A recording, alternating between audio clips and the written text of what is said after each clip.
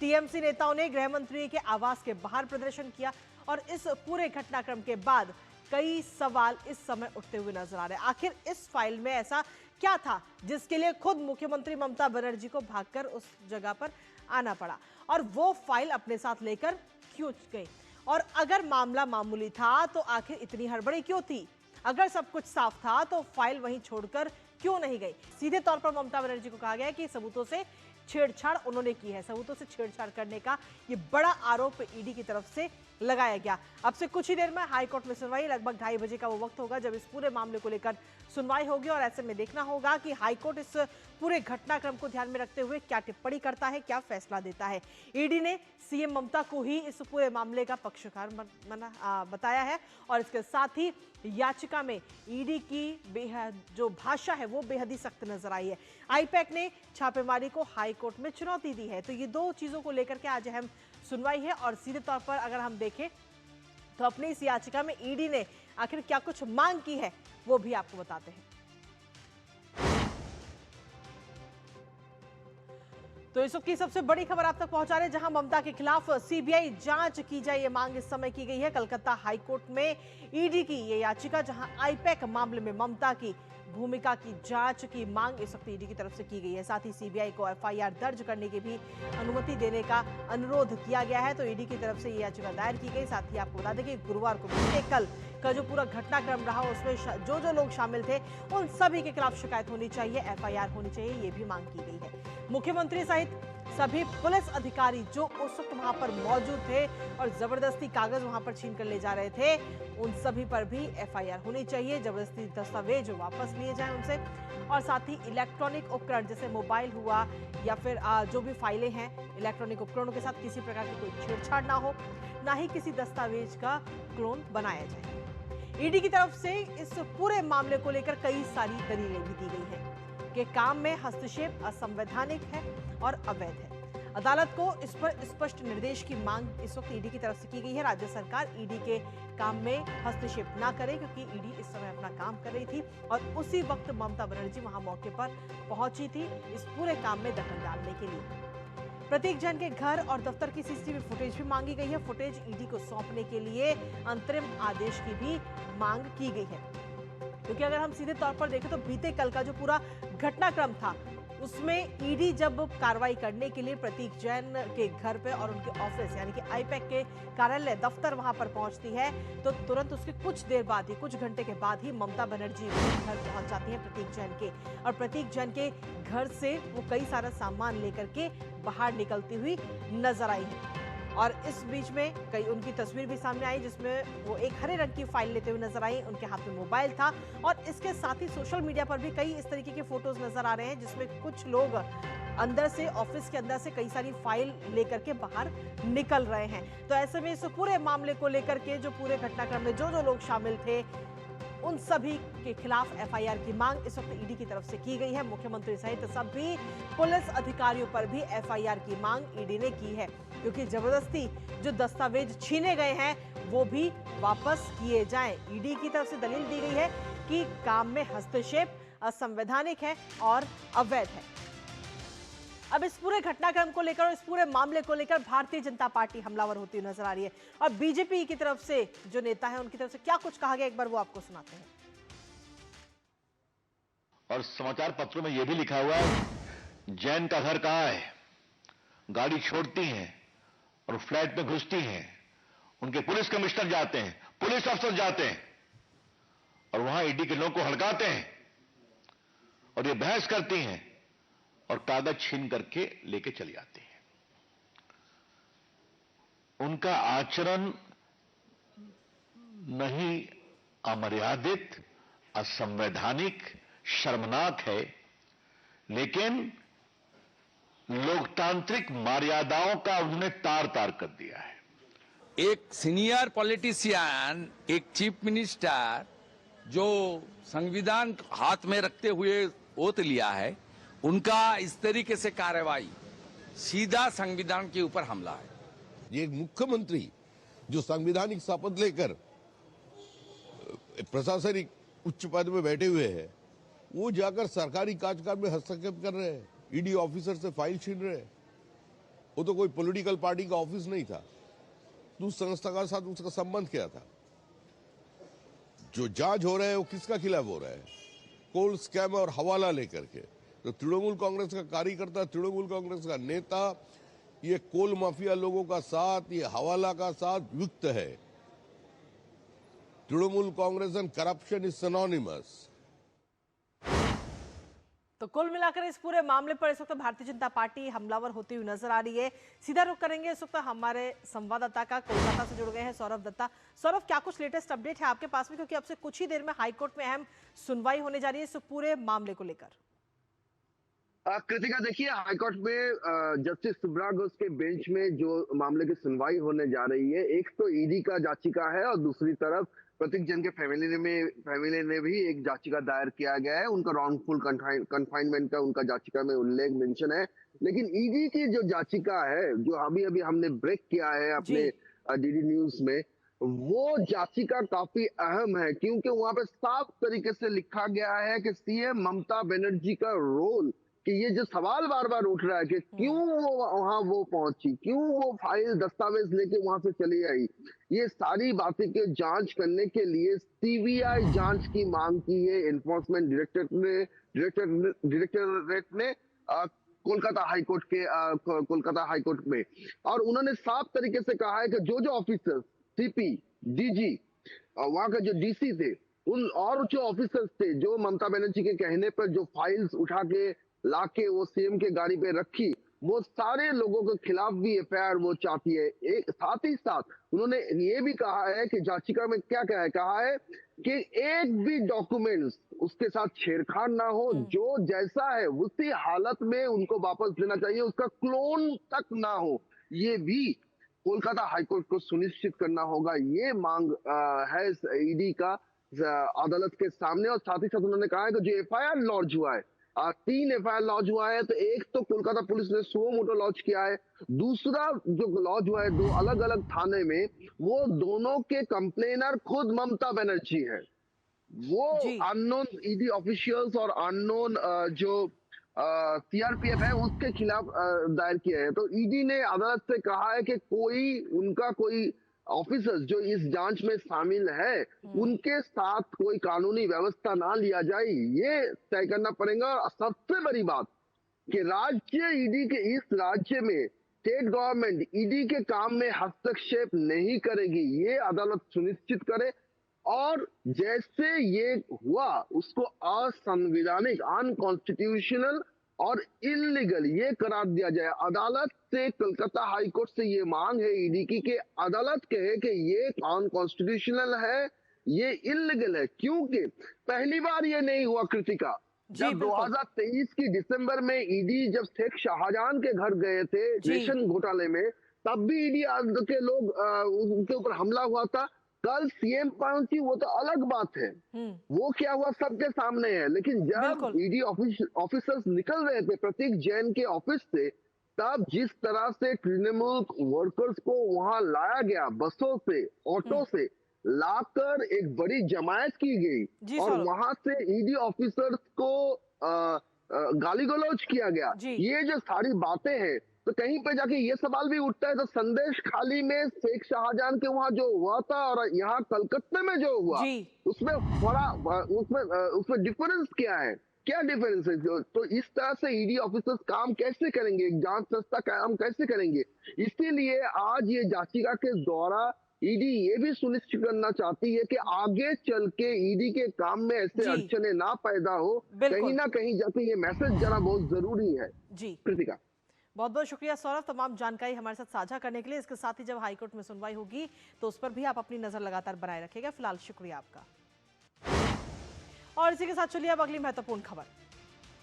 Artificial intelligence यानी कि AI के क्षेत्र में सभी देश इस समय अपनी मजबूत मौजूदगी दर्ज करा रहे हैं और भारत भी लगातार अपने कदम आर्टिफिशियल इंटेलिजेंस के क्षेत्र में आगे बढ़ा रहा है। भारत एआई के क्षेत्र में टॉप 3 की सूची में आ चुका है और अगले महीने इंडिया एआई इंपैक्ट समिट 2026 का भी आयोजन भारत के अंदर नई दिल्ली में होने जा रहा है, जिसको लेकर तमाम तैयारियां भी की जा रही है। तो वहीं प्रधानमंत्री नरेंद्र मोदी ने बीते कल 12 भारतीय स्टार्टअप्स के साथ एक गोलमेज बैठक की अध्यक्षता की, जिसमें पीएम ने स्टार्टअप का मंत्र दिया और साथ he made in India, made for the world, ये मंत्र प्रधानमंत्री की तरफ से दिया गया। इस दौरान स्टार्टअप्स ने अपने विचारों को प्रधानमंत्री के साथ साझा भी किया, साथ ही अपना काम भी उनको दिखाया। आपको बताएंगे कि आज एआई के क्षेत्र में भारत कैसे मजबूत हो रहा है, साथ ही करेंगे चर्चा। उससे पहले आपको दिखाते हैं एआई पर पीएम का विजन। तो एआई पर पीएम का विजन, जहां made in India, made for the world का ये मंत्र प्रधानमंत्री नरेंद्र मोदी देते हुए नजर आए बीते कल, जिसमें 12 स्टार्टअप इसमें शामिल हुए। 12 स्टार्टअप के सीईओ और उनके जो प्रमुख लोग हैं वो इसमें शामिल होते हुए नजर आए हैं। एआई इकोसिस्टम को बढ़ाने पर इस दौरान सीधे तौर पर जोर दिया गया है। प्रधानमंत्री की तरफ से मंत्र भी दिया गया मेड इन इंडिया और मेड फॉर द वर्ल्ड के लिए, और साथ ही एआई मॉडल नैतिक, निष्पक्ष, पारदर्शी हो, ये बात प्रधानमंत्री की तरफ से इस दौरान इस बैठक में की गई।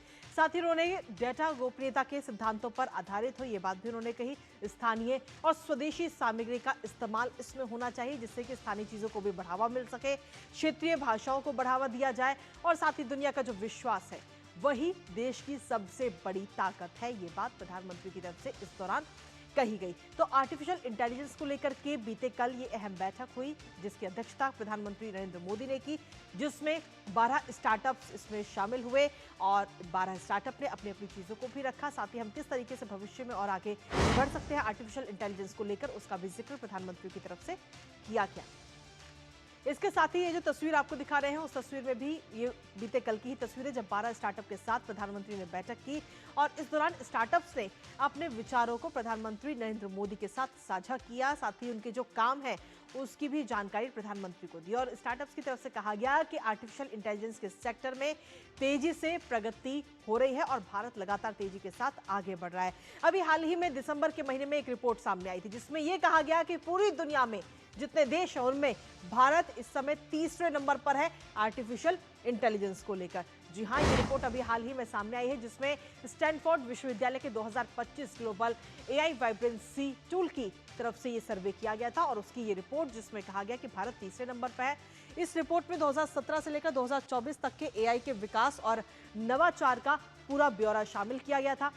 आर्टिफिशियल इंटेलिजेंस में वैश्विक स्तर पर भारत के पास में इस समय तीसरे स्थान पर भारत है और एआई परिदृश्य में भारत के तेज विकास का जिक्र भी लगातार हो रहा है।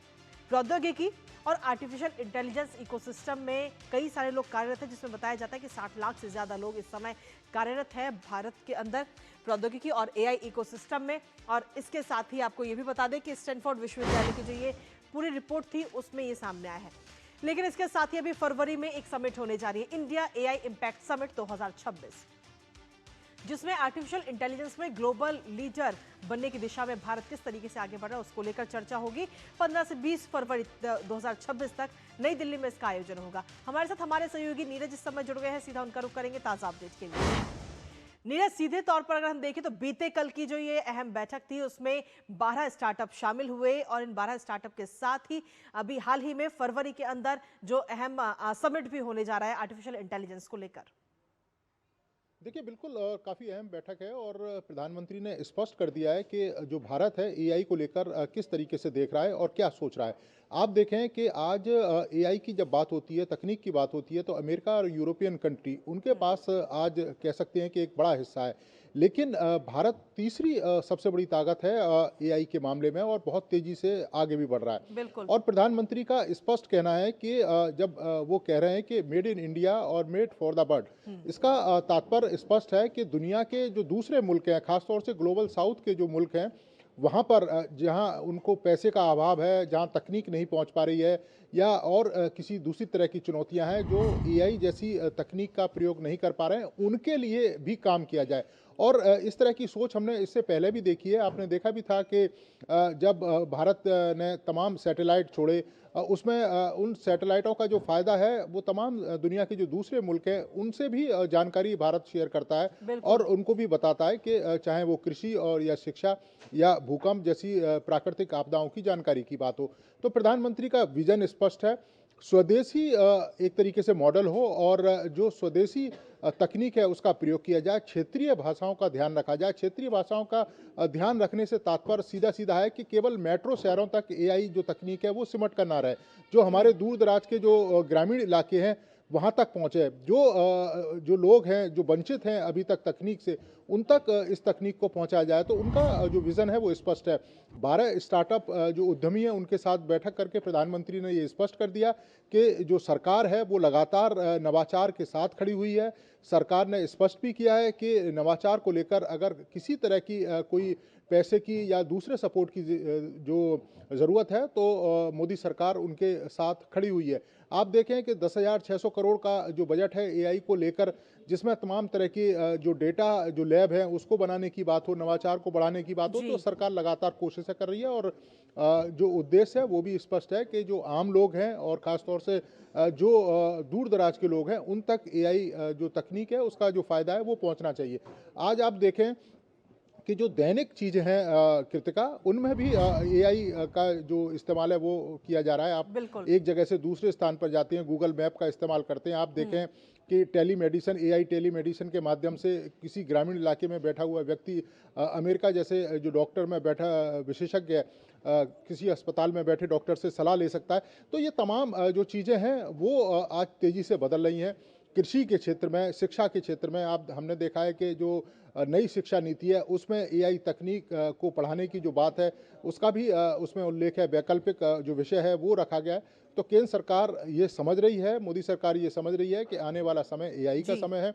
और आज भी आप देखें कि देश के अंदर जो स्टार्टअप शुरू होते जी। हैं उसमें 90% के करीब स्टार्टअप ऐसे हैं जिसमें एआई का जो प्रयोग है वो किया जाता है।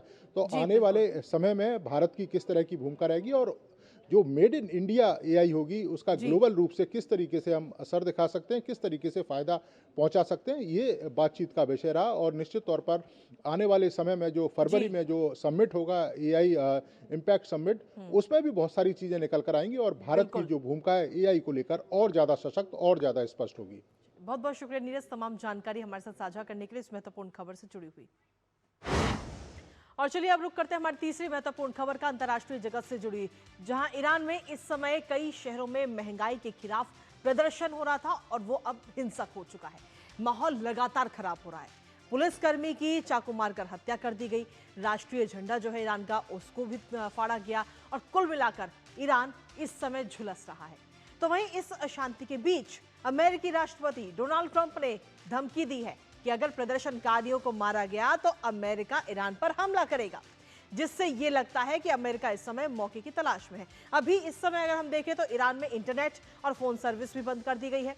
दरअसल ईरान में जनजी आक्रोश में है और इसकी जो कारण है, जो वजह है, वो है आर्थिक बदहाली, लगातार गिरती ईरानी मुद्रा रियाल, महंगाई और सरकार द्वारा 2026 के बजट में 62% टैक्स बढ़ाने का प्रस्ताव। फिलहाल अभी कैसे हैं वहां के हालात दिखाएंगे आपको, साथ ही करेंगे चर्चा। उससे पहले आपको दिखाते हैं ईरान में विरोध की आग और तस्वीरों के साथ आपको ये दिखाते हैं क्योंकि ईरान में जो विरोध की आग है वो इस वक्त लगातार बढ़ती हुई नजर आ रही है और ये तस्वीरें भी इस समय हम आपको दिखा रहे हैं। इस प्रदर्शन के दौरान अभी तक अगर हम देखें तो 27 लोगों की मौत हो चुकी है। तो ईरान में जन आक्रोश लगातार बढ़ चुका है और जो जेंजी हैं, जो लोग हैं, आम जनता जो है वो इस वक्त सड़क पर उतरती हुई नजर आ रही है। इन तस्वीरों के माध्यम से भी हम आपको दिखाने की कोशिश कर रहे हैं क्योंकि इस समय अगर हम देखें तो 50 से ज्यादा ईरान के ऐसे शहर हैं जहां पर ये प्रदर्शन इस समय भड़का हुआ है और लगातार हिंसक हो रहा है। ईरान इस समय विरोध की आग में झुलस रहा है। महंगाई के खिलाफ जन सैलाब इस वक्त सड़कों पर है और वहां की ये तस्वीरें भी इस वक्त आपको दिखा रहे हैं।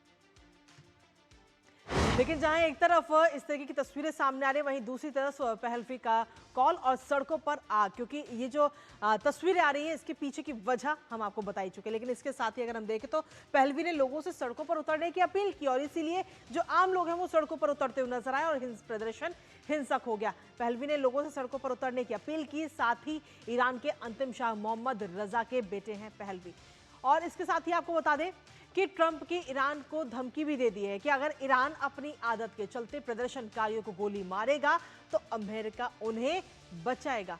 ये बात उनकी तरफ से कही गई। तो सीधे तौर पर अमेरिकी राष्ट्रपति डोनाल्ड ट्रंप की तरफ से यह बयान आया कि अगर ईरान अपनी आदत के चलते प्रदर्शनकारियों को गोली मारता है तो अमेरिका उन्हें बचाएगा और अमेरिका ईरान पर हमला करेगा। तो फिलहाल जिस तरीके से हालात वहां पर लगातार बिगड़ रहे हैं और इन सब के बीच में अमेरिकी राष्ट्रपति डोनाल्ड ट्रंप की तरफ से भी ये धमकी दी गई है। क्योंकि अगर सीधे तौर पर हम देखें तो ये जो विरोध प्रदर्शन है उस विरोध प्रदर्शन के पीछे कई सारी वजह हैं। महंगाई जिसमें प्रमुख वजह है, क्योंकि महंगाई लगातार बढ़ती हुई इस बीच नजर आ रही है। कई सालों से संकट में है इस वक्त ईरान की अर्थव्यवस्था, लेकिन उसमें किसी प्रकार का कोई सुधार नहीं नजर आ रहा। वैश्विक प्रतिबंध की वजह से महंगाई इस समय ईरान में काफी ज्यादा बढ़ गई है, जिसकी वजह से जो वहां के आम लोग हैं वो इस समय गुस्से में हैं। यूएस और पश्चिमी देशों ने कड़े प्रतिबंध ईरान के ऊपर लगाए हुए हैं, जिसकी वजह से वहां की अर्थव्यवस्था इस वक्त बेजान होती नजर आती है, और साथ ही प्रतिबंधों की वजह से तेल भी ईरान जो है वो नहीं बेच पा रहा। इजराइल के युद्ध के बाद में हालात और ज्यादा नाजुक ईरान के अंदर होते जा रहे हैं, और वहीं दूसरी तरफ अमेरिकी राष्ट्रपति डोनाल्ड ट्रंप ने धमकी भी दे दी है कि प्रदर्शनकारियों को अगर मारा तो अमेरिका हमला करेगा। रियाल की अगर हम बात करें तो रियाल भी लगातार गिरता हुआ नजर है, जो वहां की मुद्रा है वो लगातार गिर रही है। दवाइयां, जरूरी सामान तक जो आम लोग हैं वो नहीं खरीद पा रहे हैं, जिसकी वजह से आम लोगों में खासा गुस्सा इन सब चीजों को लेकर देखने को मिल रहा है। पिछले कई दिनों से ये प्रदर्शन हो रहा है, और इस समय अगर हम देखें तो ईरान के 50 से ज्यादा शहर ऐसे हैं जहां पर ये प्रदर्शन हो रहा है, और ये प्रदर्शन हिंसक होता हुआ नजर आ रहा है। अभी तक जो जानकारी मिली है कि इस प्रदर्शन में 27 लोगों की मौत भी हो चुकी है। कुछ खास तस्वीरें इस समय आपको दिखाते हैं कि किस तरीके से जो सड़कों पर लोग हैं वो इस समय उतर चुके हैं पूरी तरह से। जो वहां का झंडा है उसको भी जिस तरीके से फाड़ा जा रहा है, इन तस्वीरों के माध्यम से आप देख सकते हैं। तो सड़क पर है वहां की आम जनता, और ये प्रदर्शन लगातार हिंसक होता नजर आ रहा है। हालांकि सरकार की तरफ से तमाम कोशिशें की जा रही हैं इन तमाम चीज़ों को लेकर, और जो हालात हैं उन पर कंट्रोल करने के लिए इंटरनेट सेवाओं को बंद कर दिया गया है, फ़ोन सेवा को भी बंद कर दिया गया है वहाँ पे, जिससे कि हालात और बेकाबू ना हो। लेकिन उसके बावजूद भी तमाम संख्या, हजारों की संख्या में लोग इस समय सड़कों पर उतरते हुए ईरान के अंदर नजर आ रहे हैं, और जो ये प्रदर्शन जो शांतिपूर्वक शुरू हुआ था वो धीरे धीरे हिंसक बनता जा रहा है। हमारे साथ हमारे सहयोगी अक्षय इस वक्त जुड़ गए हैं, सीधा उनका रुख करेंगे ताजा अपडेट के लिए। अक्षय, जिस तरीके से तस्वीरें हम अपने दर्शकों को दिखा रहे हैं, क्योंकि ये जो प्रदर्शन है वो लगातार इस समय हिंसक होता हुआ नजर आ रहा है, ऐसे में कई सारे सवाल कहीं ना कहीं खड़े हो रहे हैं कि आखिर ये प्रदर्शन कब रुकेगा, क्योंकि इन सब के बीच में अमेरिकी राष्ट्रपति डोनाल्ड ट्रंप की तरफ से भी धमकी दे दी गई है। अक्षय, देखिए, जिस तरह से प्रदर्शन हो रहा है और जिस लेवल पे अभी फैल चुका है, उसको देखते हुए साफ तौर पे एक चीज देखी जा रही है कि ईरान की जो सरकार है उनके लिए अब ये एक डोमेस्टिक इशू, यानी कि एक लोकल इशू से बढ़कर एक जियोपॉलिटिकल इशू बन चुका है। बिल्कुल। क्योंकि उनके जो सबसे बड़े प्रतिद्वंदी है वो है डोनाल्ड ट्रंप, वो है अमेरिका, और अमेरिका के राष्ट्रपति खुले तौर पे ये कह रहे हैं कि अगर किसी तरह से प्रदर्शकों के खिलाफ अगर एक्शन लिया गया तो ईरान की सरकार को उनका गुस्सा झेलना पड़ेगा, वो एक्शन लेंगे। तो ईरान की जो सरकार है वो अब सीधे तौर पर इस पूरे प्रदर्शन को कहीं ना कहीं एक अमेरिका द्वारा समर्थित प्रदर्शन, अमेरिका के लिए किया जा रहा प्रदर्शन बता रही है अपने लोगों को। लेकिन जिस तरह से महंगाई है, जिस तरह से हालात इस वक्त ईरान में बने हुए हैं, जाहिर तौर पे गुस्सा आम लोगों के अंदर काफी ज्यादा है, और वो इसी बात को लेकर अब फूट रहा है कि क्या ईरान का जो रेजीम अभी है, पॉलिटिकल सिस्टम है, वो क्या केपेबल है ईरान को अपने पुराने दिनों तक वापस ले जाने के लिए, जब ईरान एक खुशहाल देश हुआ करता था, अमीर देश हुआ करता था। तेल का एक बड़ा रिजर्व ईरान के पास भी है, लेकिन वो सैंक्शन की वजह से वो तेल नहीं बेच पा रहे हैं। उनका न्यूक्लियर प्रोग्राम को लेकर जिस तरह की जिद थी, उसकी वजह से काफी सैंक्शंस उनके ऊपर लगे हुए हैं। तो देखिए, तनाव बना हुआ है, और आगे आने वाले दिनों में जिस तरह से डील किया जा रहा है प्रोटेस्टर्स को लेकर, प्रदर्शन थमने की कोई एक तरह से गुंजाइश इस वक्त नहीं दिख रही है, और आगे आने वाले दिनों में लग रहा है कि प्रदर्शन और उग्र ही होने वाले हैं, क्योंकि कई लोगों की जान अब तक इन प्रदर्शनों में जा चुकी है। 40 से ज्यादा की संख्या बताई जा रही है जिन लोगों की जान इन प्रदर्शनों में जा चुकी है। बहुत बहुत शुक्रिया अक्षय, तमाम जानकारी हमारे साथ साझा करने के लिए, इस महत्वपूर्ण खबर से जुड़ी हुई। तो ईरान में हालात लगातार बेकाबू होते हुए इस समय नजर आ रहे हैं। हालांकि हमारे जो रिपोर्टर और हमारी जो पूरी टीम है वो लगातार ईरान की एक एक चीज पर नजर बनाए हुए है। इसी के साथ फिलहाल न्यूज़ पंच में मुझे और हमारी पूरी टीम को दीजिए अनुमति। नमस्कार।